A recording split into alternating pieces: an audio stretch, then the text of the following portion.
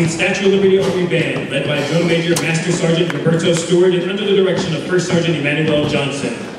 The 319th Statue of Liberty Army Band is currently the 2011 and 2012 Premier Army Band of the 99th Regional Support Command. The 319th was activated on January 15, 1944 at Camp Edwards, Massachusetts, as the 319th Army Band. Since then, the 319th has been activated and deactivated several times while serving in Panama, performing for the Pope, reopening the Statue of Liberty, and several members have deployed with units such as the 1st Infantry Division, the 3rd Army, and the 800th Military Police Brigade.